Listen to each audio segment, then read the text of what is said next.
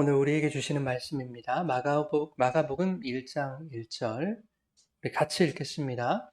하나님의 아들 예수 그리스도의 복음의 시작이라. 아멘. 살아계신 하나님의 말씀입니다. 할렐루야. 하나님 아버지와 예수 그리스도로부터 오는 은혜와 평강이 이 시간 여러분 가운데 함께 하시기를 예수님의 이름으로 축원합니다. 오늘은 복음의 시작이라는 제목으로 말씀의 은혜를 나누겠습니다. 하나님의 아들 예수 그리스도의 복음의 시작이라는 제목. 오늘 말씀 그대로입니다. 1장 1절 읽은 그대로. 오늘 마가복음 두 번째 시간인데요. 지난 시간에는 마가복음의 기자였던 마가 요한의 그 이야기를 통해서 한 실패한 인간의 일생을 이끄시고 회복시키신, 그래서 마침내 당신의 복음을 기록하게 하신 하나님의 은혜와 섭리에 대해서 우리가 한번 살펴봤습니다. 마가의 집안은요, 다락방 하나에 몇 명 들어간다고요? 120명이나 들어갈 수 있는, 그러니까 마가는 부유한 집안 사람이었어요.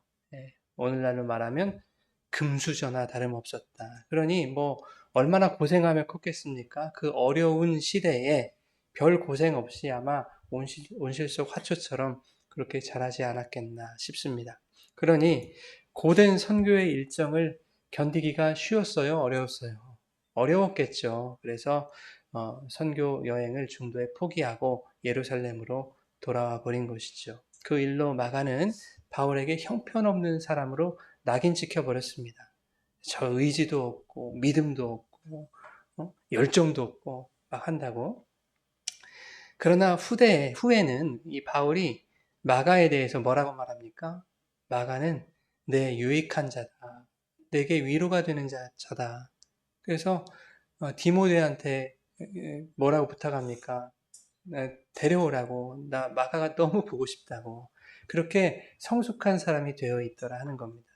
그런데 그렇게 성숙하게 되기까지는 그 중심에 누가 있었다? 베드로가 있었다. 베드로와의 만남이 있었죠. 지난 시간에 히에라폴리스의 한 주교의 이야기를 했죠. 파피아스라는 주교가 있었는데 130년대에 그가 쓴 기록물에 이런 얘기가 있었다고 했잖아요. 마가는 베드로의 통역관으로 일했다. 그런데 베드로가 전한 예수님의 말씀 그리고 그분의 행적에 대해서 마가는 꼼꼼하게 기록을 했다는 거예요. 즉 마가는 베드로의 통역 일을 맡으면서 베드로가 전하는 복음을 날마다 들었겠죠. 근데 그걸로 끝나지 아니하고 기록했다. 말씀을 곱씹었다는 얘기입니다. 네. 믿음은 들음에서 나고 들음은 그리스도의 말씀으로 말미암는다라고 하는 이 로마서 10장 17절 말씀 그대로 마가는 베드로가 전하는 그리스도의 그 복음을 통해서 믿음의 사람으로 성장하게 된 것임을 우리가 알 수 있습니다. 하나님께서 예비하신 그 베드로와의 만남을 통해서 예수님의 제자였던 그 베드로의 생생한 복음을 날마다 듣게 하신 거예요, 하나님이. 마가로 하여금. 그리고 그 복음이 마가로 하여금 자신의 연약함과 실패를 딛고 일어설 수 있게 하신 것입니다. 그 복음이 마가를 회복시키시고 또 성숙한 신앙인으로 이끄셨다 하는 것이죠. 바울도 마가를 판단하고 정죄한 것에 대해서 후회하지 않았겠습니까? 그렇죠?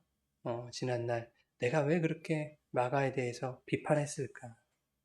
선교를 해보니까 바울 자신도 이 선교는 내 힘과 내 열정과 내 능력으로 하는 것이 아니었구나. 하나님이 도우시지 않으면 안 되는 일이었구나. 선교라는 것은 하나님의 선교이구나.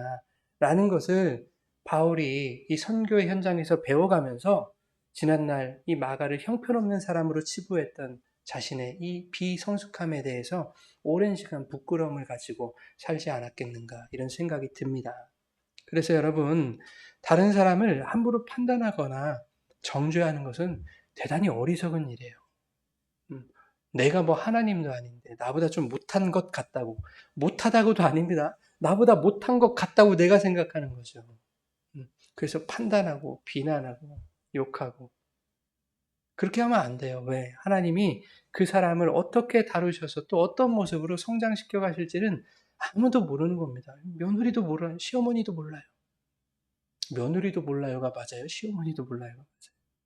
아무튼 몰라요. 그러니 이 믿음이 연약하거나 또, 야, 저 사람 정말 도대체 왜 저러나 싶은 사람이 여러분 주변에 있다면 여러분이 그 사람에게 어떤 사람이 되어 주어야 하겠습니까? 베드로가 되어 주세요. 베드로가. 지난 시간에 말했잖아요. 야, 너 실패한 거 아니야.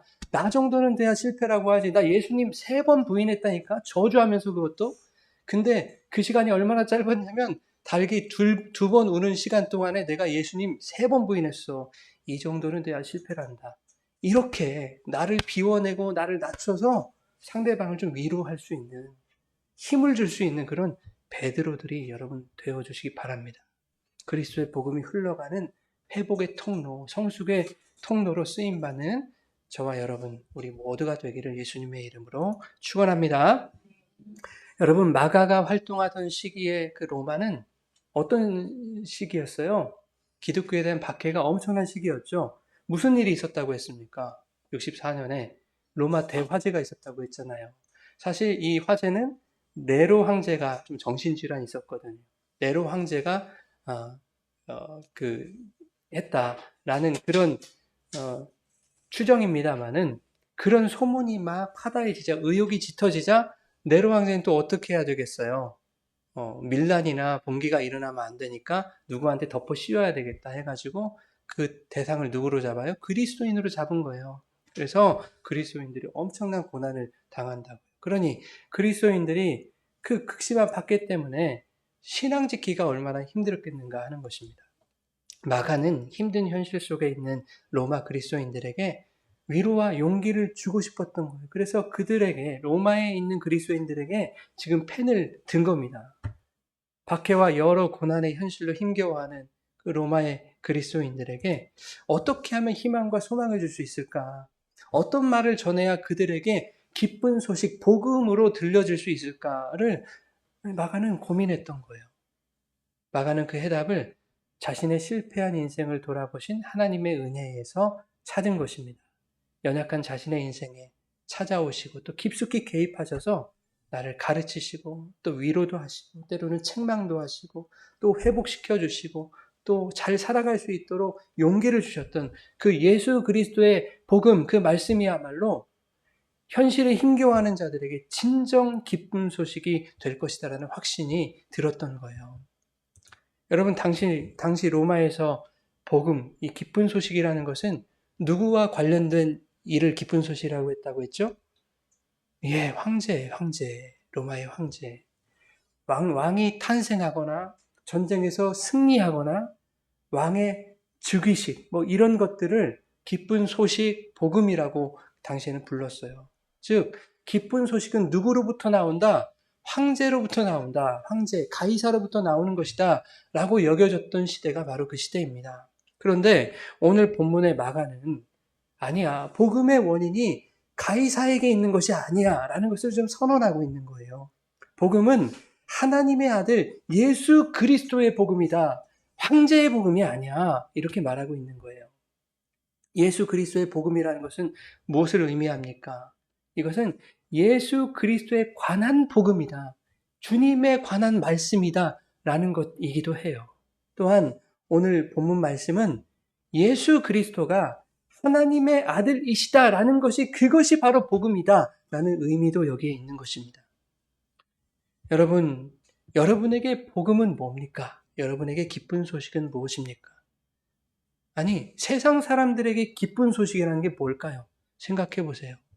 교회를 다니는 우리들이야 기쁜 소식, 복음? 그것은 하나님의 말씀이지, 주님의 말씀이지. 우리 이렇게 지식적으로 대답하겠지만, 예, 세상 사람들에게 기쁜 소식은 뭐냐 그 말이에요. 세상 사람들에게. 그들을 기쁘게 해주는 소리가 복음 아니겠습니까? 듣고 싶은 말, 원하는 대답, 내가 기대했던 응답, 반응들, 이런 것들. 세상에서는 이런 것들이 기쁜 소식이고 복음인 거죠. 경제적으로 어려움을 당한 사람에게 누군가의 도움의 소식이 들려오는 거. 또 시한부 말기암 환자가 의사로부터 기적 같은 소리를 듣는 것. 당신 완치됐습니다. 이런 거. 얼마나 기쁜 소식이냐고요, 이게. 그렇지 않습니까? 그런데 여러분, 성경은 이러한 것을 복음이라고 얘기하지 않아요. 이것을 기쁜 소식이라고 말하지 않아요, 성경은. 좋은 소식이에요. 희소식이에요. 그게 나쁘다는 게 아니에요. 그러나 성경은 그런 게 복음이라고 말하지 않는다고요. 진정한 기쁨은 그런 것에서 나오는 것이 아니라고 말해요. 만일 문제가 해결되고 병이 낫고 성공하고 일이 잘 풀리는 그런 것만이 기쁜 소식이라고 한다면 그와 정반대되는 상황들은 여러분 다 저주와 같은 일입니까? 다 나쁜 소식일까요? 하지만 하나님은 마가의 실패도 사용하신 분 아닙니까? 뿐만 아니라 마가를 위해서, 실패한 마가를 회복시키시기 위해서 예수님을 배신한 베드로의 그 실패한 그 죄도 사용하시지 않습니까? 하나님 그런 분이에요. 인간의 연약함과 심지어 인간의 죄까지도 선하게 사용하시는, 선용하시는 분이 바로 하나님이세요. 모든 것이 합력하여 선을 이루게 하실 수 있는 능력이 하나님께 있어요. 하나님은 질병을 통해서도 사람을 다루어 가실 수 있는 분. 저를 그렇게 다루어 가셨거든요. 실패를 통해서도 사람을 변화시킬 수 있는 분이에요. 사람의 죽음을 통해서도 하나님이 영광 받으실 수 있는 분이에요. 시편 116편 15절에 뭐라고 하냐면 하나님은 성도의 죽음을 귀한 것으로 본대요. 성도의 죽음을 귀하게 여기시는 하나님이에요. 심지어 하나님은 자신의 독생자 예수 그리스도의 그 죽음을 통해서 영광을 받으신다니까요. 빌립보서 2장 11절에 뭐라고 하냐면 모든 입이, 세상 모든 입이 십자가에 달려 죽으신 그 예수 그리스도를 주라 시인하는 것으로서 하나님께 영광을 돌리게 하셨느니라 그래요. 예수 그리스도의 십자가 없이는 영광이 없어요, 여러분. 지난 주간에 우리 너무 슬픈 이야기를 들었잖아요. 그죠? 우리와 오랜 시간 신앙생활을 함께하며 정을 나눴던 우리 장로님을 하늘로 떠나 보냈어요. 정말 황망한 일이죠. 얼마나 비통한 일이에요. 지금도 믿겨지지가 않아요. 그러니까 유가족들에게는 얼마나 고통스럽고 괴로운 일이겠습니까? 지금도 막 싸우고 있을 텐데요. 무슨 말로 위로가 되겠느냐고. 그러나 이렇게 한번 생각해 보시자고요. 이 죽음의 소식이 지금 천국에 계실 그 장로님 개인에게 이게 슬픔이겠습니까? 아니잖아요, 여러분. 지금 천국에서 장로님이 막 하나님 원망하시겠습니까? 하나님 왜 이렇게 저 70도 안 됐는데 이제 70인데 왜 자녀들 우리 아들 아직 결혼도 안 했는데 우리 딸 손주도 아직 못 봤는데 벌써 절 데려가십니까? 이렇게 원망하시겠습니까? 왜 나에게 저주를 내리십니까? 이렇게 하나님께 따지시겠습니까? 아니죠. 지긋지긋한 이 육신의 장막을 벗어버리고 영원한 천국 잔치를 누리게 하시니 하나님 감사합니다. 이러지 않으시겠어요? 장로님 지금 축제를 벌이고 계세요. 여러분 이것이 그리스도인들의 궁극적인 소망 아닙니까? 죽음도 이길 수 있는 그 소망이 우리에게는 있잖아요. 영생이 있고 천국이 있잖아요. 질병, 실패, 고난, 심지어 나의 죽음도 유익함이다 라고 여기게 하시는 그것이 바로 진정한 복음 아니겠어요, 여러분? 그 복음이 뭐냐? 오늘 마가는 하나님의 아들 예수 그리스도의 복음이다 라고 말하고 있어요. 자, 우리 본문 1장 1절 다시 한번 읽겠습니다. 시작! 하나님의 아들 예수 그리스도의 복음의 시작과 여기 보면요. 세 가지 키워드로 이렇게 나눌 수 있겠죠. 첫째는 하나님의 아들. 두 번째는 예수 그리스도. 세 번째는 복음의 시작. 이렇게 세 개예요, 세 개. 네. 히브리어나 헬라어에서는요, 가장 중요한 단어를 문장 맨 앞쪽에 쓰는 그런 경향이 있어요. 그러면 오늘 본문에서 가장 중요한 말은 뭘까요, 여러분? 예, 하나님의 아들도 물론 중요하겠지만 이것을 헬라어 원문으로 보면 시작이라는 단어가 맨 앞에 와 있어요. 헬라어에서는, 원어에서는 그래요. 즉, 이 시작이 대단히 중요하다는 얘기예요. 시작인데 어떤 시작인가? 복음의 시작이다 이거예요. 이 시작이라는 말은요, 헬라어 아르케라는 말인데요. 이 말이 어디에 또 있다고 그랬어요? 네, 창세기 1장 1절에 태초에 하나님이 천지를 창조하셨다. 그 태초가 바로 시작이다 그 말이에요. 하나님이 이 세상을 요이땡 시작하신 그 태초란 말이에요. 그러면 그 시작은 끝이 있는 시작이죠. 제한된 시작이에요. 요한복음 1장 1절에 또 뭐가 있어요? 태초에 말씀이 계시니라. 그 태초, 그 시작부터 말씀이신 예수님이 하나님으로 계셨다 그 말이에요. 예. 창세기 1장 1절의 태초가 창조의 시작을 의미한다면 오늘 본문에서 그 시작은 예수 그리스도를 통해서 이제 하나님의 구원의 역사가 시작된다. 새 창조의 역사가 시작되었다라는 것을 선포하고 있는 거예요. 물론 그 구원의 역사는 구약 시대부터 시작되고 있었던 거예요. 근데 예수 그리스도를 통해서 이제 나타난다라고 하는 겁니다. 자, 요한복음 1장 1절이 창조 이전부터 계셨던 그 예수 그리스도를 증언하고 있어요. 그렇다면 오늘 본문 마가복음에는 그 영원하신 하나님의 구원 계획이 이제 예수 그리스도 안에서 본격적으로 이 역사 속에서 드러나기 시작했다라는 것을 마가가 선언하고 있는 겁니다. 여러분, 이 복음이라는 것은요, 갑자기 신약 시대부터 이렇게 생겨난 게 아니에요. 인간이 뱀의 꾀임에 빠져가지고 선악과를 따먹고 죄를 범하잖아요. 그죠? 그 후에 하나님이 복음을 주세요, 복음을. 여러분, 그 복음이 뭔지 아세요? 여자의 후손을 보내가지고 이 옛 마귀 사탄 머리를 부수게 하시겠다. 이게 창세기 3장 15절 말씀에 이것을 원복음이라고 해요. 원복음. 원시복음이라고도 하고. 우리 창세기 3장 15절 말씀 우리 같이 한번 읽어보겠습니다. 시작. 여자와 원수가 되게 하고 내 후손도 여자의 후손과 원수가 되게 하리니 상하게 할 것이요 너는 발꿈치를 상하게 할 것이다. 예, 여자의 후손을 보내주겠다. 그죠? 예수 그리스도를 말하는 거 아니에요? 그 여자의 후손이 오셔서 사단 마귀 권세를 깨뜨려 버리겠다. 심판하겠다. 이거 하나님께서 창세기에서부터 이미 약속해 주신 복음이라고요. 그죠? 예, 그리고 창세기 12장에서 아브라함에게 뭘 약속하세요? 모든 민족이 너로 말미암아 복을 얻게 될 것이다. 복을 약속하시죠. 예. 그리고 창세기 49장에 야곱에게 약속하시죠. 네 아들 유다에게서 영원한 왕이 나오게 될 거야. 그 유다에게서 어떤 왕이 나왔어요? 유명한 왕? 다윗 왕이 나왔잖아요. 그렇죠? 그래서 사무엘하 7장에는요. 그 다윗 왕과 하나님 또 언약을 하세요. 어떤 언약? 다윗의 후손에서 영원한 왕 메시아가 일어날 것이다. 너의 나라가 끝나지 않을 것이다. 영원히 지속될 것이다. 약속하신다니까요. 마가가 말하는 이 복음의 시작은 새로운 이야기를 말하는 게 아니에요. 너희들이 듣고 싶어하는 그런 세상의 기쁜 소식이 아니라는 거예요. 하나님께서 창세기에서부터 약속하시고 준비하셨던 그 구원의 계획이 마침내 이 역사 속에 나타나기 시작했다라고 하는 선언입니다. 그런데 그것이 누구를 통해 나타나는가? 바로 예수 그리스도를 통해서 나타나기 시작했다를 마가가 지금 말하고 있는 거예요. 여러분, 그리스도라는 말은요, 히브리어로 뭐예요? 메시아의 기름 부음 받은 자라는 뜻이에요. 히브리어로는 메시아, 그리스도.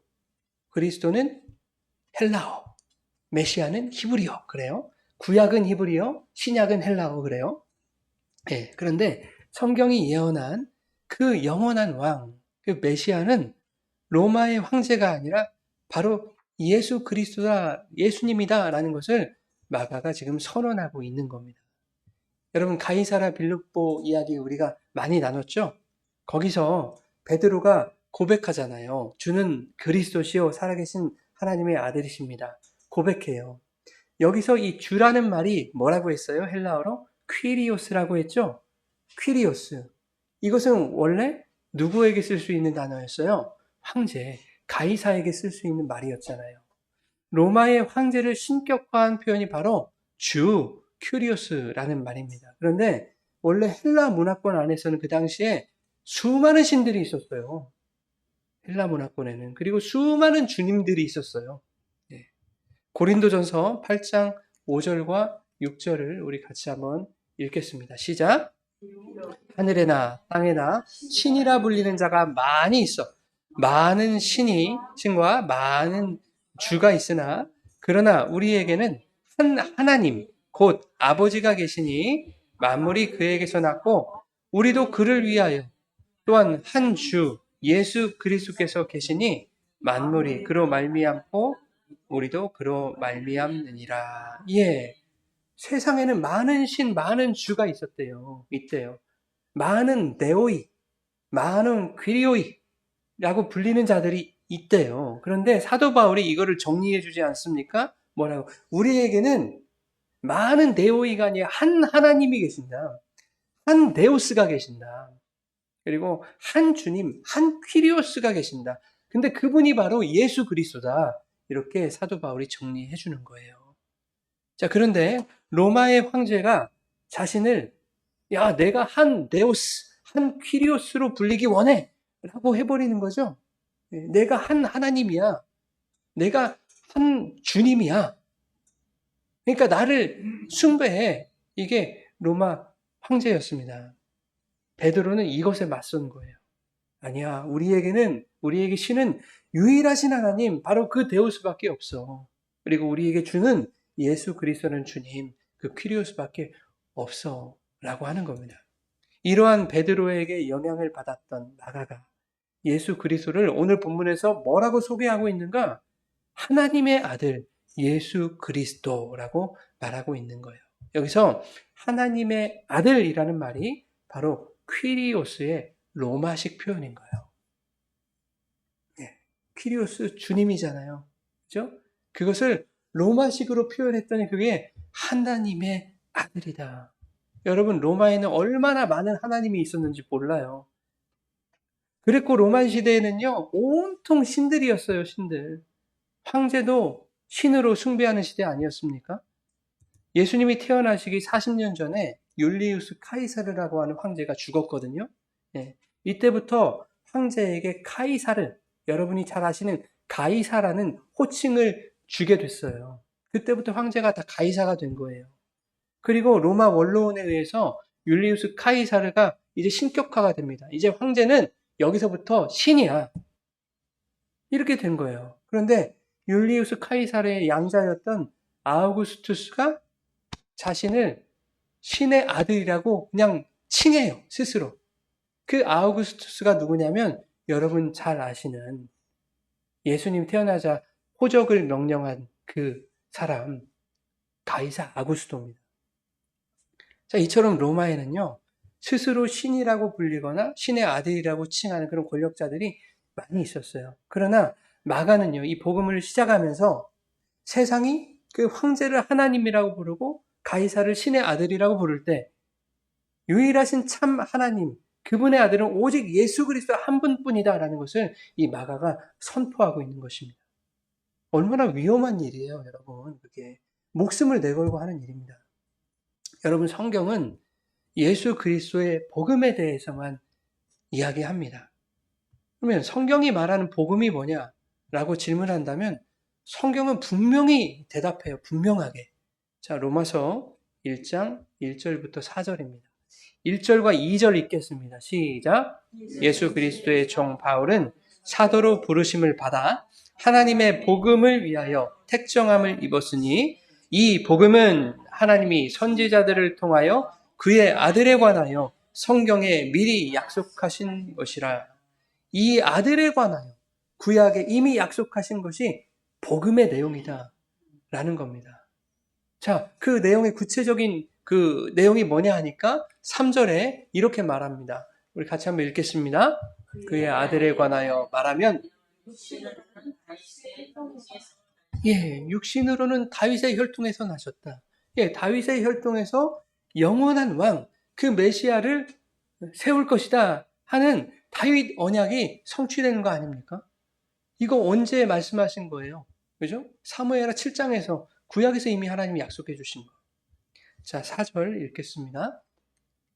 성결의 영으로는 죽은 자들 가운데서 부활하사 능력으로 하나님의 아들로 곧 우리 주 예수 그리스도시니라. 이 한 문장 안에 복음이 들어있잖아요. 하나님의 아들, 우리 주 예수 그리스도의 죽음과 부활, 이것이 복음의 핵심이라는 거예요. 자, 계속해서 요한 1서 5장 9절에서 15절인데요. 먼저 9절 읽겠습니다. 만일 우리가 사람들의 증언을 받을진대 하나님의 증언은 더욱 크도다. 하나님의 증언은 이것이니 그의 아들에 대하여 증언하신 것이니라. 예, 하나님의 증언, 즉 복음은 그의 아들 예수 그리스도에 대한 증언이다, 이렇게 말하고 있어요. 10절 계속해서 읽어보겠습니다.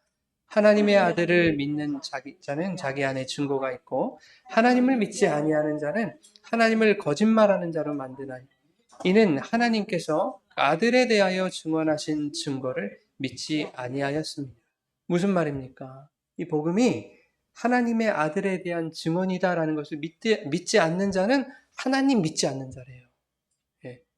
그러니까 다른 거 믿는 게 아닙니다. 복음이라는 것은 우리가 하나님의 자녀가 되는 것은 다른 걸 믿는 게 아니에요. 하나님 믿었더니 뭐 어떻게 돼요? 하나님 믿었더니 해결되고 그런 거 아니다, 그 말입니다.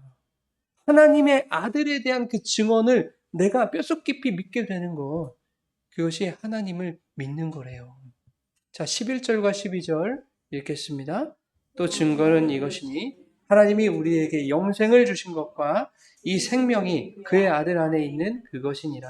아들이 있는 자에게는 생명이 있고 하나님의 아들이 없는 자에게는 생명이 없느니라. 복음을 우리에게 주신 이유와 그 증거가 뭐라는 겁니까? 여러분, 하나님이 주신 영생이다, 영생. 그런데 그 영생은 누구에게 있다?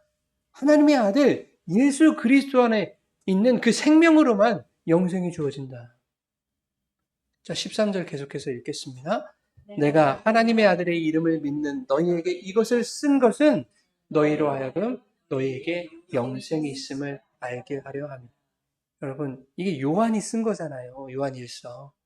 요한이 예수 그리스도의 복음을 이제는 다 이해하고 그 복음이 무엇이다! 그가 이해한 걸 지금 쓴 거잖아요. 그죠? 하나님이 그의 마음 가운데 감동해 주신 것을 쓴 거잖아요. 예. 그런데 이 복음을 쓴 목적이 뭐래요?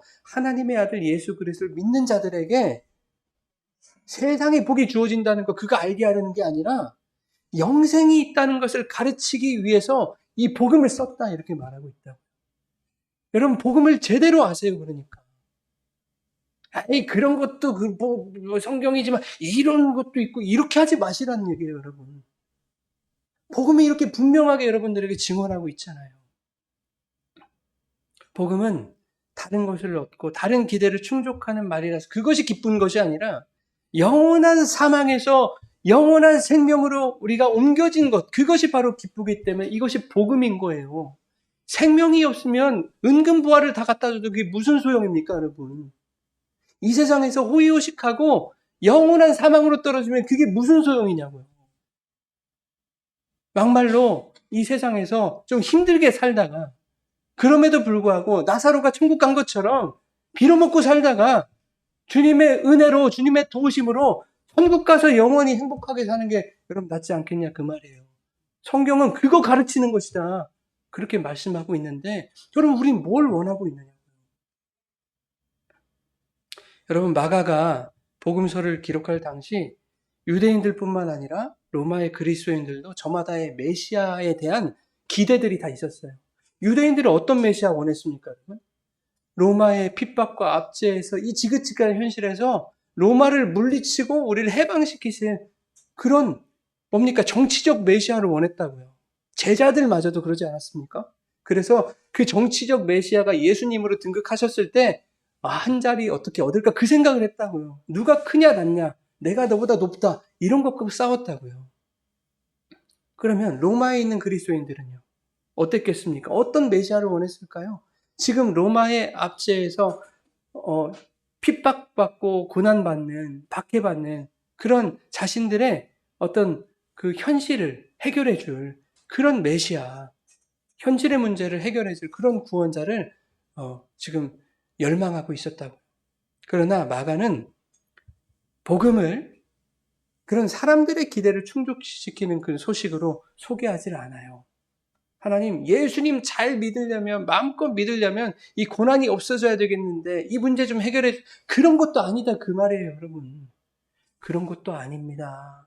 복음은 우리의 바람과 필요를 먼저 이루어주는 그런 메시지가 아니라 하나님께서 오래전부터, 창세전부터 계획하시고 약속하신 구원의 역사를 이루시는 소식이라는 거예요. 그래서 이 복음의 중심에는 우리의 소원이 아니라 하나님의 아들 예수 그리스도가 있는 것입니다. 복음은 하나님의 아들 예수 그리스도를 통하여 죄인이 하나님과 화목하게 되고 사망에서 생명으로 옮겨져 영생을 얻게 되었다는 그 기쁜 소식이 바로 복음이죠. 복음의 기쁜 소식인 이유는 우리가 원하는 것을 얻었기 때문이 아니라 예수 그리스도 안에서 영원한 생명을 얻게 되었기 때문이다 라는 것입니다. 마가는 로마의 그리스도인들에게 바로 그것을 전하고 싶었던 거예요. 이렇게 말하는 거예요, 마가. 로마의 잔인한 박해와 핍박이 여러분을 괴롭힐지라도 여러분 낙심하십시오. 하나님의 아들 예수 그리스도의 복음을 듣고 그것을 믿는 자들에게는 이미 영원한 생명이 창세 전부터 주어졌습니다. 용기를 내십시오. 이 복음은 창세 전에 하나님께서 약속하신 것이며 예수 그리스도를 통해 우리 가운데 이미 시작된 것입니다. 여러분 안에 그 약속이 있습니다. 그 구원이 이미 시작됐습니다. 그러므로 온 세상이 눈에 보이는 권력, 그 가이사를 하나님의 아들이라고 부를 때 여러분은 오직 예수 그리스도만을 참된 하나님의 아들로 고백하십시오. 그분이 주시는 영원한 생명 소망하면서 오늘을 살아갈 담대한 용기를 내시기를 바랍니다. 힘을 내십시오. 이것이 마가복음을 기록한 마가의 마음이었을 거예요. 여러분, 마가가 선포한 이 하나님의 아들이라는 선언이 마가복음 마지막에 이르러서 이제 한 사람의 입을 통해서 고백되게 됩니다. 처음에 하나님의 아들로 시작하잖아요. 하나님의 아들 예수 그리스도의 복음의 시작이다. 이 복음은 하나님의 아들의 복음이야 라고 하니까 이 마가복음 마지막에 어떤 한 사람이 그렇습니다. 하나님의 아들 복음에 맞네요. 이렇게 응답하는 그 구조로 되어 있다 그 말이에요. 놀랍게도 그렇게 응답한 사람이 유대인이 아니었어요. 하나님을 믿는 유대인이 아니라 예수 그리스도를 십자가 처형을 집행했던 바로 로마의 백부장이었다 그 말입니다. 당시 로마의 백부장 어떤 사람입니까? 100명의 그 정예 군대를 거느린 지휘관, 실전으로 다져진 냉혹한 군인 아닙니까? 우리로 치면 한 중대장급이죠. 소령이나 한 대위 정도 된 그 정도의 사람이에요. 유대인들을 철저하게 억압하던 그 로마 권력의 상징이었어요. 예, 수많은 죄인의 그 처참한 죽음을 눈앞에서 지켜본 사형 집행의 총책임자, 그 냉혈함과 같았던 이방인 백부장이 십자가 위에서 무력하게 숨지는 그 예수님의 마지막 모습을 바라보면서 어떻게 말합니까? 이렇게 말합니다. 같이 한번 읽겠습니다. 예수를 향하여 섰던 백부장이 그렇게 숨지심을 보고 이르되 이 사람은 진실로 하나님의 아들이었도다. 진실로 하나님의 아들이었다고 누가 고백해요? 백부장이. 이것은 백부장의 독백이 아닙니다. 혼자 진짜 하나님의 아들인가 봐. 독백이 아니라는 거예요. 현장에 있던 사람들이 다 들을 수 있도록 공식적으로 외친 거예요. 백부장이 이르되 그러죠. 숨지심을 보고 이르되, 여기서 사용된 시제가 미완료 과거라는 시제인데요. 이게 뭐냐면 한 번 말하고 끝난 게 아니에요. 어떤 행동이 한동안 지속되거나 반복했다라는 것을 의미하는 시제를 쓰고 있다고요. 즉 백부장은 주님의 죽음을 보고 감격의 요소 뭐라고 하냐면 이분이 진실로 하나님의 아들이었구나. 이분이 진실로 하나님의 아들이셨다. 진실로 하나님의 아들이셨다. 반복해서 이렇게 외쳤다는 거예요. 한동안. 여러분, 그 자리에 있던 대부분의 사람이 기대했던 메시아는요, 눈앞에 로마를 무찌르고 자신들의 현실적인 소원을 단번에 이루어줄 그런 강력한 정치적 메시아였을 거예요. 그리고 이 핍박과 고난과 환난을 중지시켜줄 그런 해결사였을 거예요.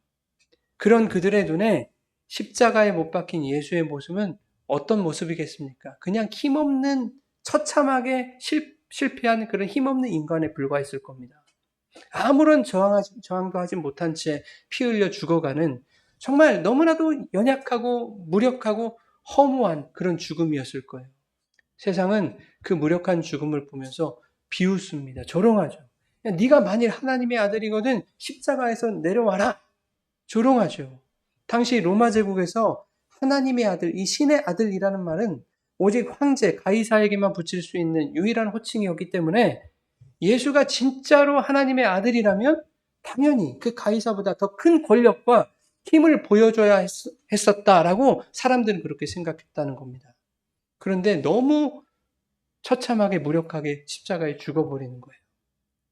그러나 그 잔인한 죽음의 한복판에서 사형 집행관이었던 백부장은 전혀 다른 것을 보게 된 거예요.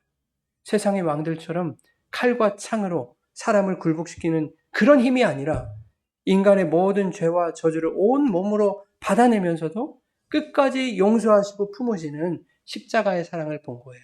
십자가에 예수님 뭐라고 하십니까?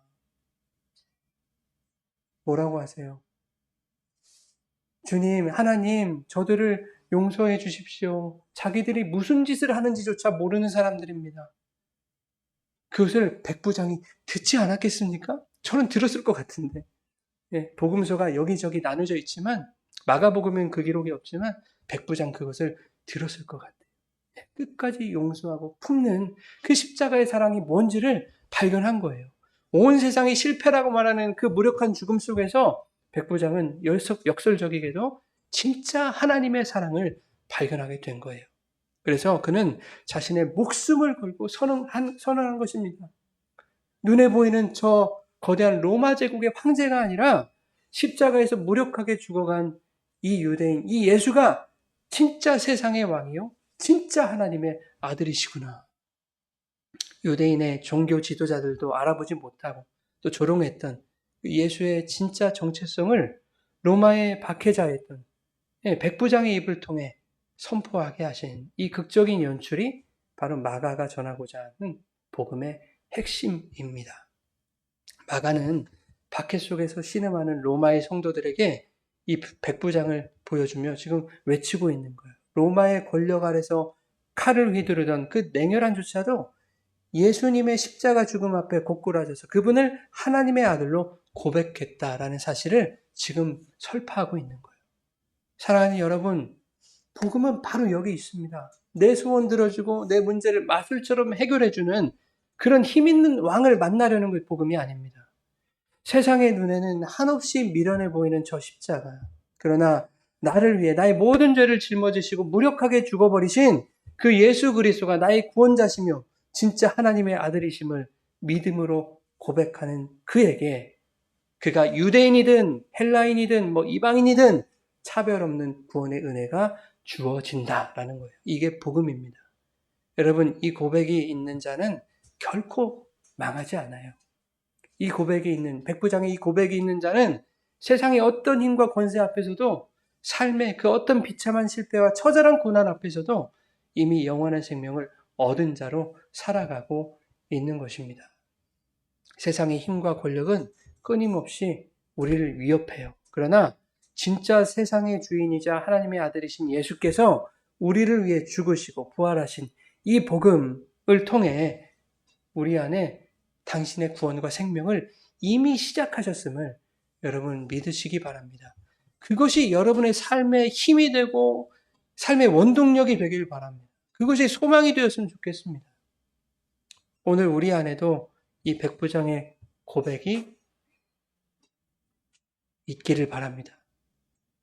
주님, 세상은 여전히 힘과 권력을 쫓아가지만 내 죄를 위해 십자가에서 무력하게 죽으신 예수 그리스도께서 나의 왕이시며 그분 한 분만이 진실로 하나님의 아들이십니다.